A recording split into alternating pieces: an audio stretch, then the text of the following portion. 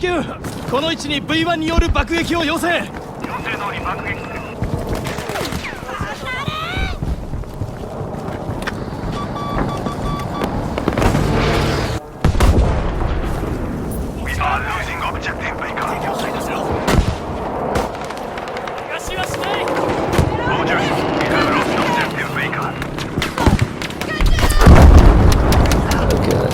Let's go. Oh, it'd be like that sometimes, doesn't it?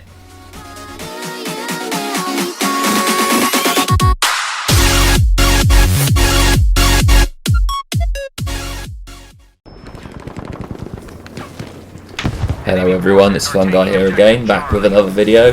This time we have some Pacific Theatre content which came out on Thursday. Now, sorry if I sound a bit rough. It's partly due to a powerlifting competition I've been at this weekend. Very long days and it takes a lot out of you, so sorry about that. Now back to what you actually care about. This wonderful, wonderful new chapter in Battlefield 5. So as you know, the Pacific Chapter 5 released on Thursday. With that we've had 2 new maps, 4 new weapons, obviously the Japanese and American soldier skins. We've also had 2 new fighting vehicles for each side and 2 new aircraft for each side. And then a number of other additional small changes, such as the inspect weapon feature, which we can look at a later date. But first things first, let's talk about those weapons. So first off, the M1 Garand, classic World War II weapon. How they've done it in this game, it's an absolute beast of a gun.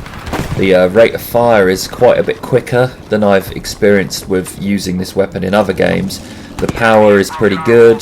The recoil is actually better than I expected as well. All around, a great gun. Moving on to the medic class, we have the Type 100 submachine gun. I've used this a lot, like it a lot, love it a lot. The only weakness I'd say it has is that you can't increase the magazine capacity like you can with a lot of other weapons. That being said though, as long as you're savvy with your reloads, you should be fine, so enjoy that. Now the Browning M1990 machine gun, you know, the classic 30 cal. Not gonna lie, not a big fan of this. I think it's a little bit underpowered. It seems the bullets are made of cheese or something, because you can just spray enemies endlessly and it seems to just tickle them. It's pretty accurate. The rate of fire is good. It's quite easy to control. The magazine size is really good. Again, 250 rounds. You're not going to run out. And finally, the Arasaka, the Type 99, is it? I believe. There's so many different Type 90 somethings with the Japanese weapons. It's difficult to keep track of them. But again, bolt action rifle. This is a really good bolt action rifle. I'd say it outmatches the Kar 98 now as probably the best bolt action rifle in the class. I've used this quite a lot. I find the extra power, the extra damage that it has really helps. I've got many a little small kill spree put together with that. Next up we have the vehicles.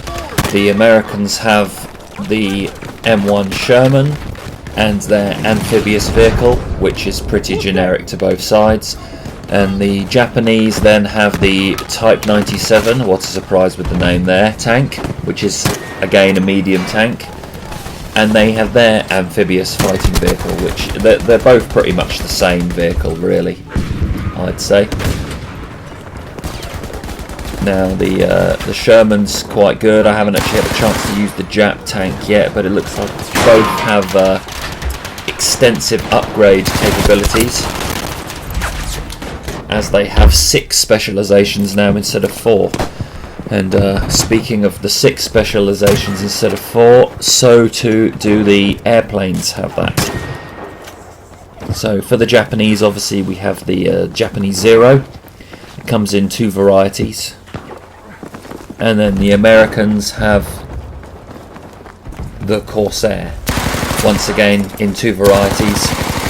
One of these varieties seems to be a dogfighting variant, the other seems to be more specialised for your ground attack, so it depends which one you want to choose.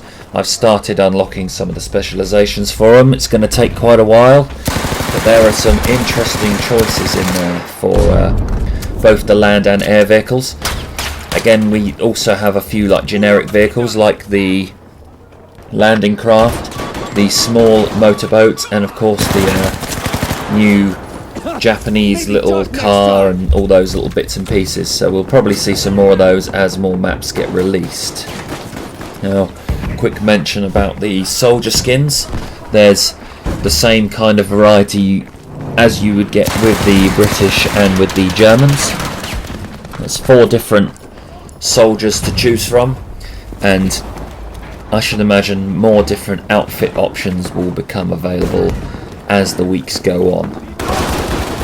Now, before I get into the maps, I think we better mention the 2 new pickups you can get in the map. This is a return of an idea from Battlefield 1, where you have some kind of special weapon that you can pick up in the map and use that to turn the tide. Now, the 2 options we have here are the katana, a close combat weapon, and the M2 flamethrower, which is a very, very devastating close range weapon as well.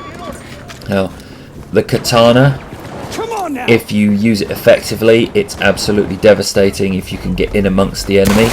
However, I thought it would be a one-shot kill. Sadly, not always the case. Sometimes you can swing that thing round and just like put some little paper cuts in your enemy while he just shoots your head off with his pistol or whatever. The flamethrower though, not the case. You can just douse someone in flames, a few seconds is all it takes, and they're crispy barbecue. Okay, so we finally got to the maps now. So there's 2. We have Pacific Storm, which I'll get to in a bit, and then we also have Iwo Jima, which I am playing right now in this clip here. Now, Iwo Jima, to start with, if you're the Americans, you are storming the beaches. This is on Breakthrough, and you have to fight your way to the top of the mountain. This is by far the best map / game mode to play with this new chapter so far. But Iwo Jima also works great on Conquest because you have just the layout of the map itself and where they've put the flags. Pacific Storm on Conquest, it's great. You get some good battles going on in the middle and then some nice skirmish play around the sides.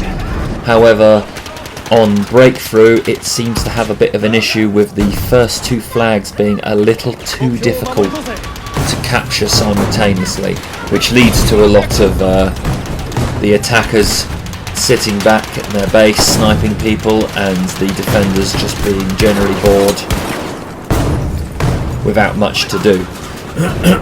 So that could be changed. Other than that though, love the 2 maps. Back to Iwo Jima now. You've got this wonderful cave complex once you get up into the mountain.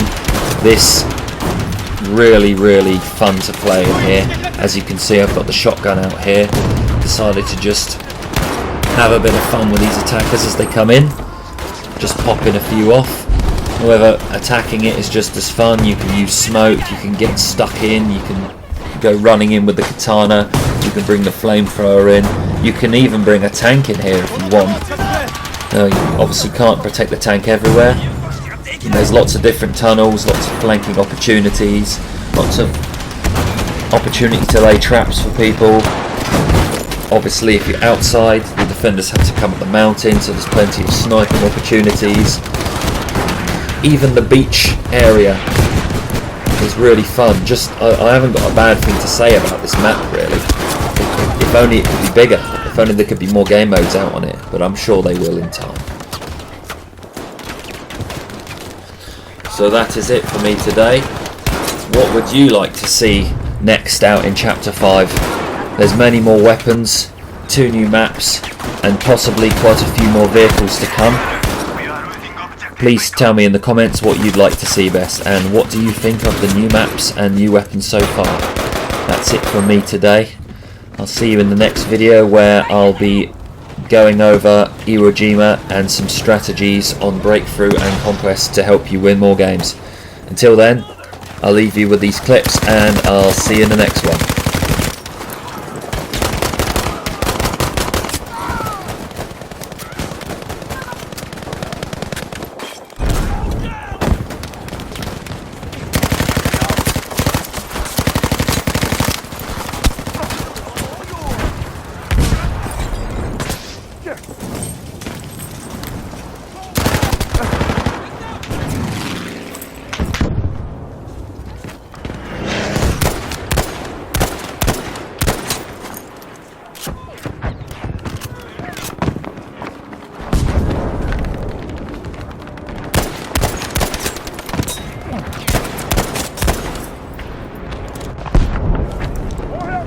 Gonna need an airstrike at these coordinates!